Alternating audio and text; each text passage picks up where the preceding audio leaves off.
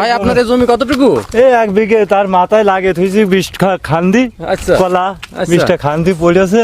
কত টাকা বিক্রি হতে পারে ভাই? বিক্রি আম কাটার শেষ হওয়ার মধ্যে সেই সময় বেশ করবো 1200 থেকে 1500 এরকম বিক্রি হবে। 1000 টাকা নিচে আসবে না ইনশাল্লাহ? না না, 1000-এর উপরে যাবে। 1500 টাকা, 1500 টাকা, 1200 টাকা, 1500 টাকা হবে। হ্যাঁ ওই রকমই হবে।